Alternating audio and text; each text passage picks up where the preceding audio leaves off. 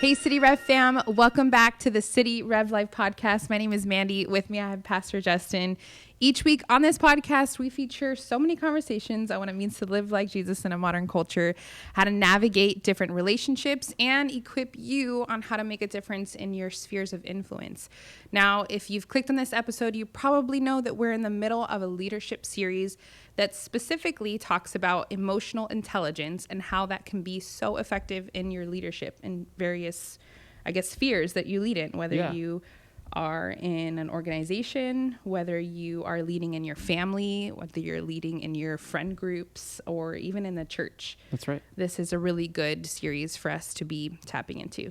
Yeah. And so I thought, as a kind of a setup to this, to preface, we're going to be talking today about care and leadership, the role of care, what it looks like to care for people. And we are not coming at this as though we are experts on the subject. We've read some books about leadership and listened to podcasts about leadership, maybe like you have. And we're trying to look through the scripture and ask the question, how is it that what Jesus has done for us through his life, death, and resurrection, for his promise to be with us in his Holy Spirit, how has the teachings of Jesus, how does that shape our leadership? How does that come to bear on how we live in our spheres of influence? So what we're going to be sharing is not like from the pedestal of leadership wisdom, sage wisdom that we have.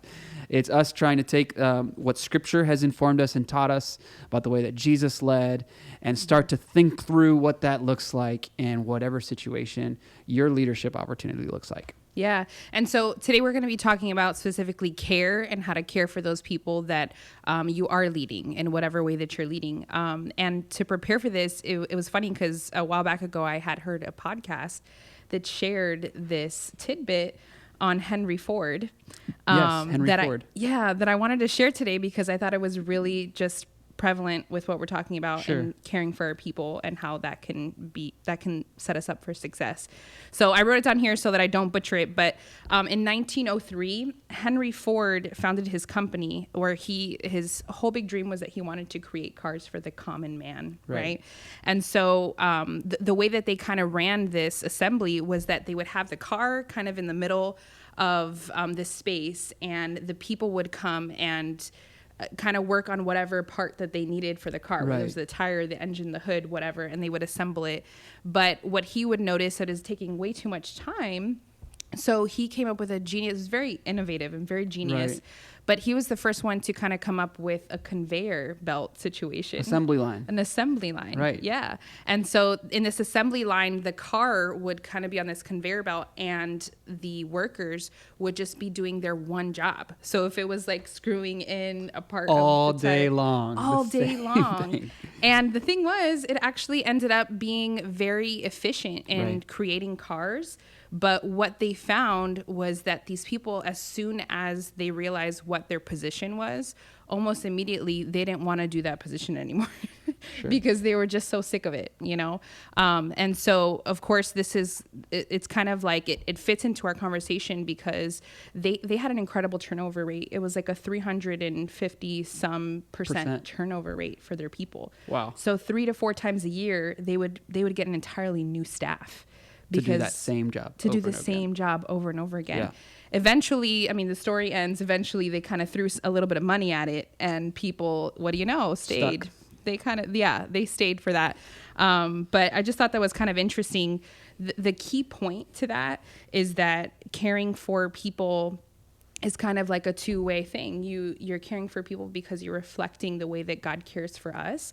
And then it adds value to your organization or wherever, your sphere of influence is. Yeah, that's so good because I think it's important for those who are listening, watching to understand we understand like the world of organizational leadership, business practice. There's a mission you're working towards. Your company has a product you're selling or a service you're providing. And that's important. Making cars, for example, is important. However, how you treat the people that are part of the organization it's not just honoring to God to treat people well. It is honoring to God, but it is also good organizational leadership. It's good to the values of the company. And I think that's an important note to make. It does both. It honors the Lord and it's good business. Yeah, that's good. So we're going to be talking about leadership. And then we're going to be talking about what does care look in leadership. So before we do that, let's just kind of get clear. Yeah. Let's define our terms a little bit. What do we mean about leadership? Yes. And then also what do we mean when we say care? Yeah. So leadership, just so that it's clear, what we're describing here is that leadership is influence, which means that you don't have to have a position to be a leader. You don't need a title or a corner office to be a leader. Leadership is influence. And so whether you're in an entry-level position, whether you're a parent in a home, whether you are a person in a classroom, you have opportunities to influence all throughout the day. And so leadership is simply influencing people towards a certain direction. And so with that definition of leadership in mind, whether you're an executive leader, whether you're an employee in a very large organization, small business, entrepreneur, wherever you're at, then this content applies across the board. And what we mean by care is a very general term. But what we're talking about care, I love the way, Mandy, you describe what we're trying to get at, is essentially setting up a culture that treats people and values people as holistic persons and treats them more than just like a machine or a number that's a part of a spreadsheet that's doing a task, but treating people like they're people. Mm-hmm. And as leaders, we care for people's productivity. We want our team members to be efficient. We want them to give their best. Their performance matters. At the same time, though, we recognize that people aren't machines that you can just kind of recalibrate if they're not being inefficient.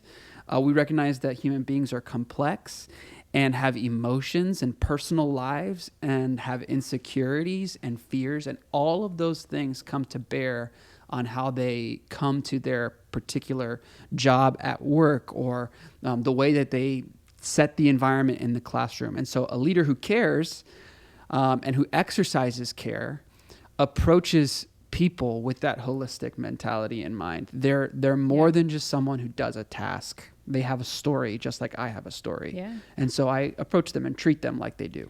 Yeah, and I think, we're going to get into a bit about just where we're pulling that from biblically. Yeah. But when we think about a leader who was leading people with care, I mean, obviously, we're going to be thinking about Jesus. Yeah, that's right. Because he was so good at that. So when it comes to, I guess, the spiritual aspect of care, implementing care and leadership, where would we be pulling that from biblically? Yes. So care and leadership, so many places in Scripture, just foundational. The fact that humans are made in the image of God and have value in the sight of God is a helpful starting place. But even as you think of something that's taught, I mean, in classrooms still, it's one of the few things that is taught in classrooms, the golden rule. Matthew chapter 7, verse 12. Whatever you wish that others would do to you, do also to them. For this is the law and the prophets. And so just asking the question, how would I want to be treated if I was that coworker? How would I want to be treated if I was in their shoes and they were managing me rather than me managing them?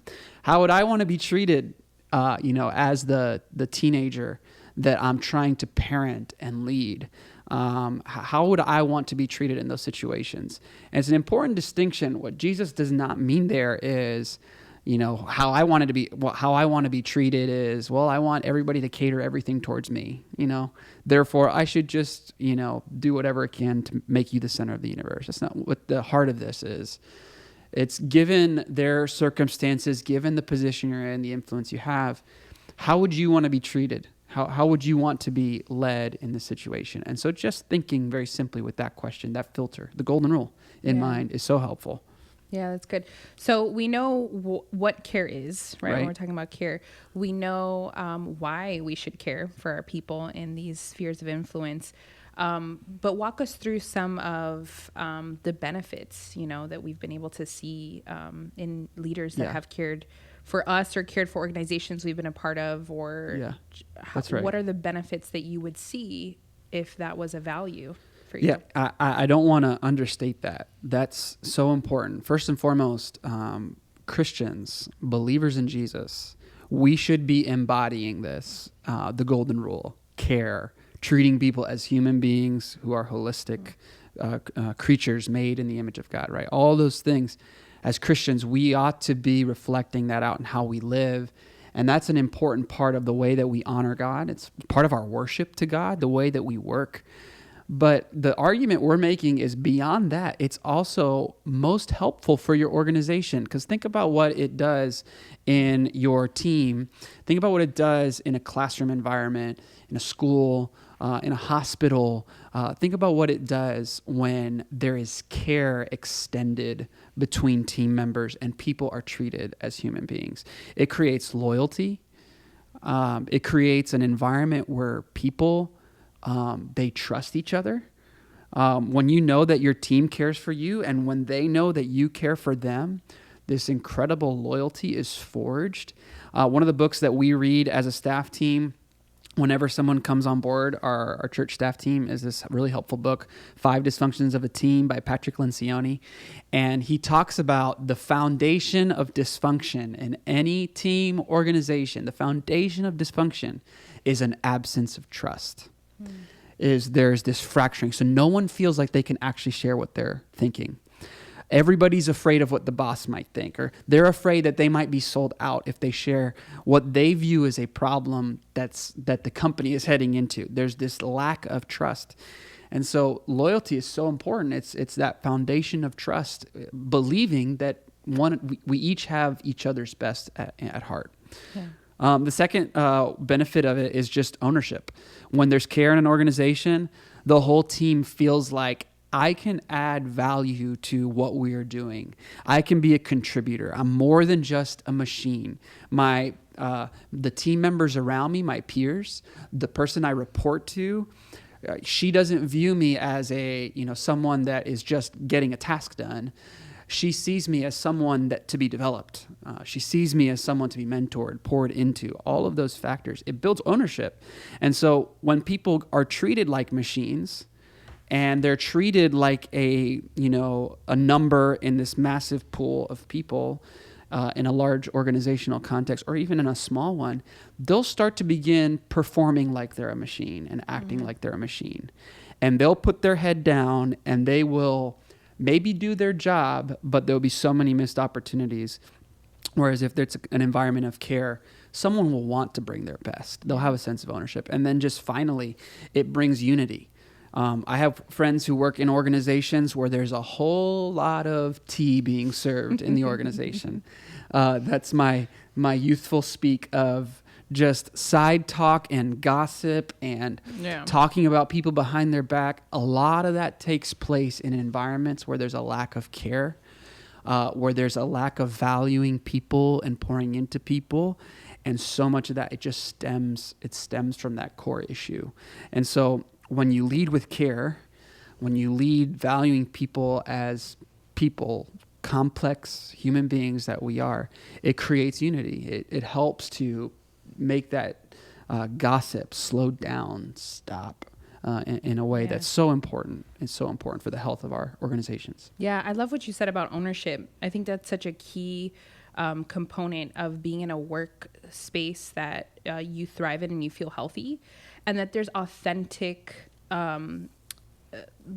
relationships between coworkers and authentic relationships between somebody that is above you or kind of mentoring you and leading you, is you can bring your whole self, because it's just you're able to know that you're cared for as a whole person. Yeah. And so you just show up differently, to the work that you have in front of you. That makes me think of an example. I was at a local school here in South Florida. The principal of the school I know well. He's a Christian. And I remember I was having a meeting with him, and right before we met, there was one of his faculty members who came in and had a question for him about something school related. And then he responded back to her and said, "Hey, what's the update on your daughter? How's she doing?" Without knowing that, I didn't know the details of what was going on, but there was this brief moment where she shared what was going on, and he said, "Oh, I'm gonna keep praying for her. Keep us posted. Maybe we can catch up later." And it took about 45 seconds. It didn't get in the way of what they're doing. But what that does is that principal is caring for his team as holistic people. Yeah. And as being the hands and feet of Jesus there. Yeah. That's creating ownership. Yeah. Of course, that individual wants to work for that kind of leader. Yeah. And not to mention that sets the tone for maybe a time where a leader is gonna need to lean on somebody else. Yeah. So that kind of sets that tone that we're humans. That's you right. know, we're not machines. So the leader also needs care. Absolutely. Sure. Yeah, that's good. Hey, so that kind of like brings us into the next kind of portion of this is let's get it like very practical. Yeah. Who are people in your various spheres of leadership and influence? Who are these people that, I mean, obviously we show care day to day. We care for the person. Yeah. But are there, I guess I don't want to say red flags, that's negative, but are there like very specific things that, whether it's like transitions or phases of life that people are in that are there different, I guess, ways to care for them, or what should you look out for in order to show care? Yeah. So there should be care, like you said, at all moments, all times. We should always be showing care, but there are specific opportunities where we can seize those opportunities to show care and set a tone of care. And so the first one is when someone is new. So when a new person is added to your team, someone new is in your organization, it's important that we see and treat onboarding that individual as so much more than just, here's our company policy and procedure, here's where you clock in, here's the break room. It's so much more important for onboarding to, yes, tell them the policy and procedure, show them where to clock in, give them the tour, all that good stuff. But it's important to also think in terms of them as a holistic relational human being that they are. So as an example, I know of one organization that whenever someone new is added to the team, they assign someone who is either in their department, or sometimes it's strategic to have someone outside their department that is going to be their lunch buddy. And they basically become kind of like a peer that helps start to build a relationship with them and make them feel acquainted with, and be the one who's like the point guard, introducing them to others in the organization. It's kind of like a grown-up buddy system. Yeah. But it's so important. You're a new person. You don't feel like, I don't know anybody, I'm isolated. It creates a culture of care, of valuing people. And so when we're onboarding, when someone's new, a huge opportunity to show care. The second is when someone is walking through a season of pain. And so if someone is going through a traumatic experience, maybe a death in the family, or they get really sad medical news, they have a huge surgery procedure coming up, something happens with someone's child. When someone's walking through pain, it's important for us to realize these are human beings. Of course, they can't just shut everything off when they come to work. And so how can we care for them in appropriate ways in the context of your organization? How can we care? So maybe it's writing a simple note to the person on your team that's going through a tough time, and leaving a note on their desk that's saying, hey, I just want you to know I'm here for you if you ever need someone to listen to. Maybe it's setting up, if someone's going through loss, setting up a meal plan where you get together with your team members and say, hey, let's list out the next 2 weeks. Let's deliver some meals to this family, and take care of them while they're experiencing their trauma in their life. Maybe it's with being generous in terms of someone's time off when they're experiencing pain. If they have a death in the family, if they have a sickness that they're walking through. If you're in a place in your organization where you have the authority, the ability, if you're an entrepreneur, be generous. When someone's walking through pain, treat them as you would want to be treated if you were in that place of pain. So there's opportunities there to step up and lean in and bear one another's burdens. Mm-hmm. And what an opportunity to demonstrate that. Yeah. The final one I would say is milestones. So whether it's 2 simple ones are birthdays and work anniversaries. So a simple way to show care for people, this is something that there are some team members on our staff who are so awesome at this. We have Regla and Natalie that take care of us. Shout out to the dream team. They are so amazing, and they make us feel special when it's our birthday or our work anniversary, as we call it. They give us a lot of snacks, which is just another way to love people and care about them. That's right. And so it's just a simple reminder. You show up for us. You show up to your office and it's your work anniversary. And you know, there's a big sign there that's printed out like from Microsoft Word. It's like it's so fun. It's so and there's snacks and treats there, and it's just a reminder. Yeah, someone sees me. Someone knows me. Those are just some simple ways where someone's new, someone's walking through pain, or someone is experiencing a milestone. Those are opportunities to seize. Yeah, those are really good. And so lastly, we're about to wrap up here, but I did want you to share that bit. We talked about something that Andy Stanley says about your organizational chart. Yeah, it's a leadership podcast that we're having, so I feel like we have to quote Andy Stanley. So obviously. one of his podcasts, he talked about leadership and the role of care, and he shared this idea of flipping your organizational chart. Traditionally, when you think of an organizational chart, an org chart, you've got the senior leaders on top, those men and women who are at the top and they're calling the shots, and then everybody is down below them.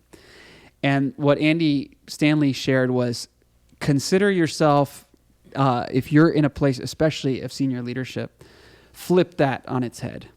And if you are a senior leader, you see your role not as a top-down authoritarian leading in that way, but instead view yourself, especially if you're a Christian, as leading as a lead servant and serving and lifting up the people that you care for, and viewing your organizational chart as essentially the care chart for how people in your organization get cared for. And so you might be thinking, I'm a part of this massive company. I'm one of 10,000 people. Care just isn't possible where I work. Well, here's what I would say. It may be so that you can't influence the entire organization to care for and value its people. That may be possible. But as far as it depends on you within the context of your team, where your little part of the care chart may be, the organizational chart may be, you can be the change agent there in caring for that immediate family, and let that become something that others take notice of, and that reverberates out. But if you are in a position of leadership, if you manage a department, if you have that kind of influence in your company organization, you have the opportunity to set the tone and culture among the managers that you lead, the people that you lead. That our organizational chart also reflects not just how accountability and how development and setting expectations and goals are carried out, but it's also the way in which care flows through our entire organization, so that no matter how big we get, we can never be so big that we can't care for people. Yes, that's good. And definitely celebrate work anniversaries and give people snacks. Snacks are the key to success. I wanted to end this one with just saying snacks. Okay, so that's all we got for today. Hey, we want to encourage you. This is a part of a larger series on emotional intelligence and leadership, to go back and listen to a couple of those episodes. And we hope that this encourages you in wherever that you are leading. We love you, City Rev fam, and we will see you soon. Thank you for joining us on City Rev Life. You can subscribe to this podcast, rate and review wherever you're listening to this. And we love it when you share it with your friends on social media. For more videos and content, go ahead and check us out at cityrev.org/podcast or download our City Rev Church app. Have a great day.